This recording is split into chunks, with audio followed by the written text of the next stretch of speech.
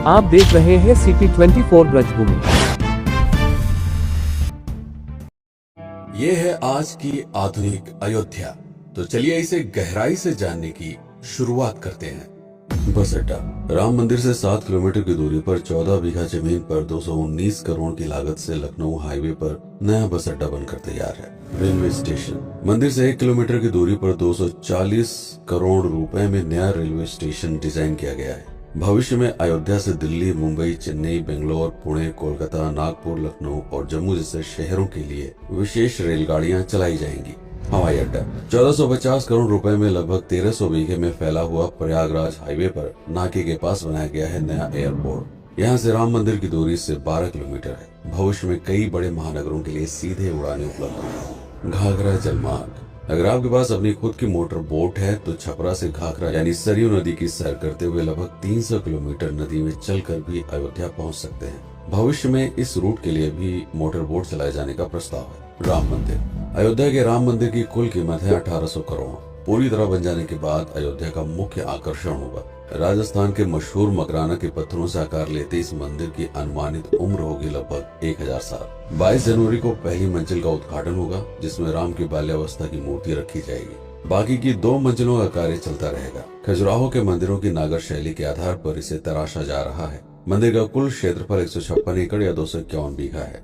हनुमानगढ़ी। राम मंदिर से लगभग 800 मीटर की दूरी पर स्थित है हनुमानगढ़ी। मंदिर के आवासीय परिसर को मिलाकर यह लगभग 52 बीघे में फैला हुआ है। मंदिर की 76 सीढ़ियां चढ़कर हनुमान जी के दर्शन के बाद ही राम मंदिर में जाने का विधान है। यह मंदिर अयोध्या शहर के ठीक बीच में एक ऊंचे टीले पर बना है। शहर की तरफ आने वाले आक्रमणकारियों के आने की सूचना यहीं से प्राप्त करके अयोध्या के राजा तक भेजी जाती थी। इतिहासकारों के अनुसार जितनी बार भी अयोध्या पर आक्रमण हुआ, उतनी बार इस मंदिर को भी विध्वंस झेलना पड़ा। हालांकि सन्यासियों ने हर बार इस मंदिर को फिर से खड़ा किया। आज यह मंदिर रामानंद संप्रदाय और निर्वाणी अखाड़े के अधीन है। राम की पेड़ी। अयोध्या को सरयू नदी की भयंकर बाढ़ से बचाने के लिए इस बांध का निर्माण किया गया था, जिस पर श्रद्धालुओं के स्नान के लिए कई घाट बना दिए गए थे। इतिहासकारों के अनुसार जितनी बार भी बांध टूटता था, सरयू का पानी अयोध्या की गलियों में घुस आया करता था। इसी बाढ़ से बचने के लिए पूरे अयोध्या में जगह जगह पर ऊंचे टीले बनाए गए थे, जैसे राम टीला, हनुमान टीला, लक्ष्मण टीला। आज ये बांध अयोध्या का मुख्य पर्यटन स्थल बन चुका है। हर दीपावली पर यहाँ लाखों दिए जलाकर रामायण की उस घटना को उत्सव के रूप में मनाया जाता है जब श्री राम अयोध्या वापस लौटे थे।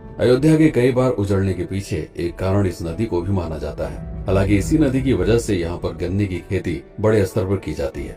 लता मंगेशकर चौराहा। नया घाट और बस स्टैंड के पास ही अयोध्या का मुख्य चौराहा 6.7 करोड़ रुपए में बनकर तैयार हुआ है। पद्मश्री से सम्मानित राम सुथार जी ने 2 माह के कठिन परिश्रम के बाद इस 40 फीट लंबी वीणा को आकार दिया। 14 टन की इस वीणा को लता जी के स्मृति चिन्ह के रूप में यहाँ पर लगाया गया है। इसीलिए इसका नाम नया घाट चौराहे से बदलकर लता मंगेशकर चौराहा कर दिया गया है। धर्मपथ। नया घाट से कुछ पहले सड़क के दोनों तरफ 30 फीट ऊंचे 40 सूर्य स्तंभ लगाए गए हैं, जिसे धर्मपथ का नाम दिया गया है, जो श्री राम के राजकुल सूर्यवंश का प्रतीक है। दशरथ समाधि स्थल। नए बस अड्डे के बगल से एक पतली रोड कछार से आगे बढ़ते हुए लगभग 12 किलोमीटर दूर ले आती है दशरथ समाधि स्थल, जो बिलहर घाट पर मौजूद है, जिसके बारे में मान्यता है कि यहाँ पर राजा दशरथ का दाह संस्कार हुआ था। राम मंदिर के साथ ही इस जगह को भी पर्यटन स्थल के रूप में विकसित किए जाने की योजना पर कार्य चल रहा है। भरत कुंड।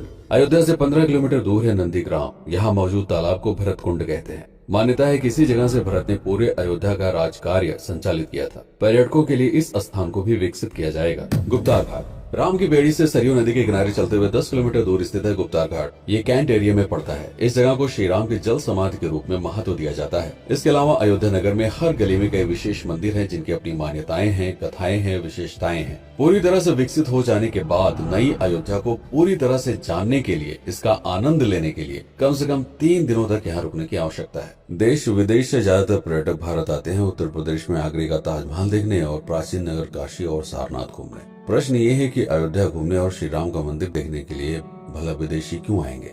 और इसका कारण है भारत में लिखी गई राम कथा की सबसे पहली और प्राचीन पुस्तक रामायण। भारत में रामायण के अलावा कंबोडिया में रीमकेर, थाईलैंड में रामकियन, जो कि वहाँ की राष्ट्रीय पुस्तक है, इंडोनेशिया में ककनिक, नेपाल में भानुभक्त रामायण जैसी पुस्तकों में वाल्मीकि की रामकथा से प्रेरणा लेकर इसे अपने अपने देश की संस्कृत के हिसाब से फिर से लिखा गया है। पात्रों के नाम कुछ नई घटनाओं के अलावा मूल राम कथा सभी में एक जैसी है। इसके अलावा भारत में ही राम कथा को लेकर संस्कृत में 7 संस्करण, हिंदी में 3 संस्करण, गुजराती में 47, उड़िया में 14, तेलुगु में 5, कन्नड़ में 4 और अन्य भाषाओं में लगभग 17 संस्करण मौजूद हैं। इसके अलावा लिखे गए नाटक, कविताएं आदि को भी अगर मिला दिया जाए तो इस दुनिया में 300 से अधिक तरह से राम कथाएं बार बार लिखी गई हैं।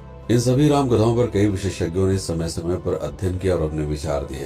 Father Camille Bulcke, Hermann Jacobi, Wendy Doniger, Edward अल खरर, Alf Hiltebeitel, Paula Richman, Aubrey Menen, Ramesh Menon, Radha Vishwanath, Shantanu Gupta, Meenakshi Jain, Lala Sitaram, Swami Gyananand Saraswati जैसे कई लोगों ने समय समय पर राम कथा को लेकर गहन शोध किया और इसमें छिपे हुए मूल कथा के साथ ही इसके इतिहास को समझने का प्रयास भी किया। राम कथा थी कौशल प्रदेश के द्वारा किष्किंधा और लंका पर विजय प्राप्त करने की पहली बार एक अखंड भारत के निर्माण की। रामायण महत्वपूर्ण इसलिए हो जाता है क्योंकि ये अखंड भारत युद्ध से अधिक व्यक्ति के आदर्शों, सूझबूझ, मित्रता जैसे गुणों से स्थापित हुआ।